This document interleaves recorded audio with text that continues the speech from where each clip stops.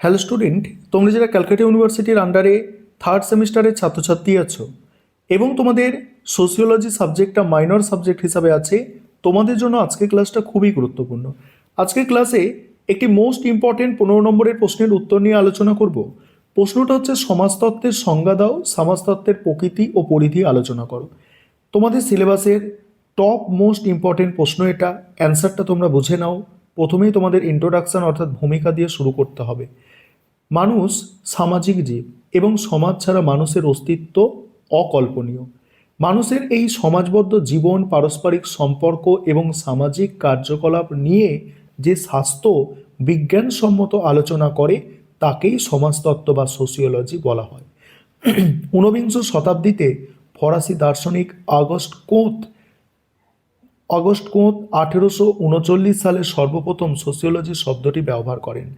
তাই তাকে সমাজতত্ত্বের জনক বলা হয়।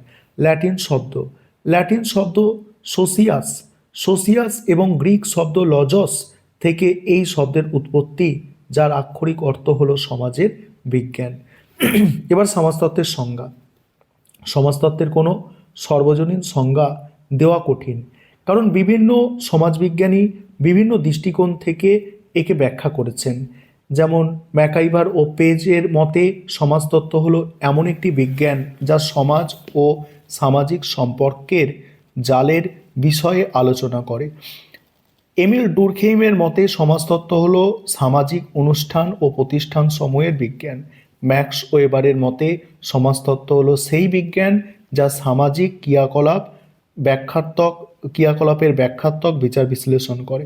সহজ কথায় সমাজতত্ত্ব হলো সমাজের গঠন, বিবর্তন ও মানুষের পারস্পরিক সম্পর্ক এবং সামাজিক আচরণের বিজ্ঞানসম্মত অধ্যয়ন।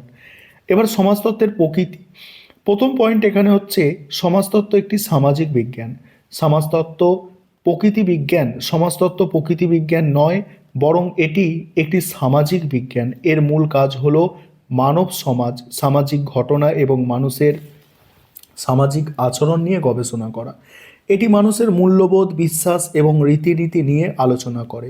তারপর বস্তুনিষ্ঠ বিজ্ঞান, আদর্শনিষ্ঠ নয়। সমাজতত্ত্বের কাজ হলো সমাজ যেমন আছে ঠিক তেমনভাবে তাকে তুলে ধরা। কি হওয়া উচিত বা কি ভালো মন্দ, এই নৈতিক বিচার করা সমাজতত্ত্বের কাজ নয়। এটি ঘটনাকে নিরপেক্ষভাবে বিশ্লেষণ করে, কোনো পক্ষ অবলম্বন করে না। তারপরের পয়েন্ট হচ্ছে দেখো, তাত্ত্বিক বিজ্ঞান, ফলিত নয়। এইভাবে পয়েন্ট করে করে দেখো, পয়েন্টগুলো এইভাবে করে করে অ্যান্সার তোমাদের লিখতে হবে, তবেই তোমরা কিন্তু ভালো নম্বর আশা করতে পারো। এরকম কোয়ালিটির অ্যান্সার তোমাদের লিখে আসতে হবে পরীক্ষায়। আরেকটা বিষয় তোমাদের বলবো, তোমাদের জন্য কিন্তু থার্ড সেমিস্টারের সোশিওলজি মাইনরের স্টাডি মেটেরিয়াল রেডি আছে। তোমরা যারা স্টাডি মেটেরিয়াল পারচেস করতে ইচ্ছুক আছো, অবশ্যই নিচে স্ক্রিনে যে নম্বর দেখতে পাচ্ছ ওই নম্বরে যোগাযোগ করে স্টাডি মেটেরিয়াল পারচেস করতে পারো।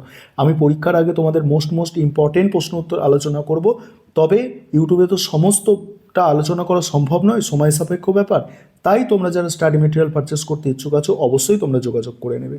তারপর দেখো, সমাজতত্ত্বের প্রধান লক্ষ্য হলো সমাজ সম্পর্কে জ্ঞান আহরণ করা এবং তথ্য গঠন করা। যদিও বর্তমানে সমাজতাত্ত্বিক জ্ঞান বিভিন্ন সামাজিক সমস্যা সমাধানে কাজে লাগানো হচ্ছে, কিন্তু এর মূল প্রকৃতি হলো বিশুদ্ধ জ্ঞান অর্জন করা, সরাসরি সেই জ্ঞান প্রয়োগ করা নয়। তারপর হচ্ছে সাম্যকিকৃত বিজ্ঞান। সমাজতত্ত্বের কোনো নির্দিষ্ট ব্যক্তি বা বিশেষ ঘটনার উপর ফোকাস করে না, বরং এটি সমাজের সাধারণ নিয়ম এবং সাধারণ ঘটনাবলী নিয়ে আলোচনা করে। অর্থাৎ এটি সমাজের সামগ্রিক চিত্র বা সাধারণ সত্য খুঁজে বের করার চেষ্টা করে। তারপর হচ্ছে সমাজতত্ত্বের পরিধি। সেখানে কি বলা হচ্ছে দেখো, সমাজতত্ত্বের পরিধি বা আলোচনার ক্ষেত্র অত্যন্ত ব্যাপক। এটি সমাজের প্রায় প্রতিটি দিক স্পর্শ করে। এর পরিধি সম্পর্কে দুটি প্রধান মতবাদ প্রচলিত আছে। এক নম্বর হচ্ছে বিশেষত্ববাদী বা দেখো স্বরূপাত্মক মতবাদ, বিশেষত্ববাদী মতবাদ। জর্জ মিশেল, ম্যাক্স ওয়েবার প্রমুখ সমাজবিজ্ঞানীরা মনে করেন সমাজতত্ত্বের পরিধি নির্দিষ্ট এবং সীমাবদ্ধ হওয়া উচিত। তাদের মতে সমাজতত্ত্বের কাজ হলো শুধু মানুষের সামাজিক সম্পর্কের ধরন বা স্বরূপ নিয়ে আলোচনা করা, বিষয়বস্তু নিয়ে নয়। প্রতিযোগিতা, দ্বন্দ্ব, সহযোগিতা ইত্যাদি সম্পর্কের ধরনগুলো এর মূল আলোচ্য বিষয়। তারপর হচ্ছে সংশ্লেষাত্মক মতবাদ। এখানে কি বলা হচ্ছে, ডুরখেইম, হবহাউস তারপরে সোরোকিন প্রমুখ সমাজবিজ্ঞানীরা মনে করেন সমাজতত্ত্বের পরিধি কেবল সম্পর্কের ধরনের মধ্যে সীমাবদ্ধ রাখা সম্ভব নয়।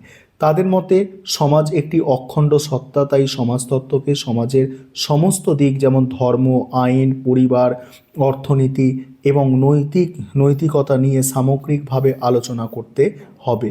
এই মতবাদ অনুযায়ী সমাজতত্ত্বের পরিধি অত্যন্ত বিস্তৃত এবং এটি অন্যান্য সমাজবিজ্ঞানের সাথে সমন্বয় সাধন করে চলে। এবার আধুনিক সমাজতাত্ত্বিকরা এই দ্বিতীয় মতবাদটিকে বেশি গুরুত্ব দেন। বর্তমানে পরিবার, বিবাহ, অপরাধ, জনসংখ্যা, পরিবেশ এই সব কিছুই সমাজতত্ত্বের পরিধির অন্তর্ভুক্ত। উপসংহার কী লিখবে দেখো, পরিশেষে বলা যায় সমাজতত্ত্ব একটি গতিশীল ও আধুনিক বিজ্ঞান। সমাজের পরিবর্তনের সাথে সাথে এর বিষয়বস্তু ও পরিধি ক্রমাগত পরিবর্তিত ও প্রসারিত হচ্ছে। এটি কেবল তাত্ত্বিক আলোচনার মধ্যেই সীমাবদ্ধ নেই, বরং বর্তমান জটিল সমাজের বিভিন্ন সমস্যা চিহ্নিতকরণ এবং তার সমাধানে সমাজতত্ত্বের একটি অপরিহার্য ভূমিকা পালন করছে।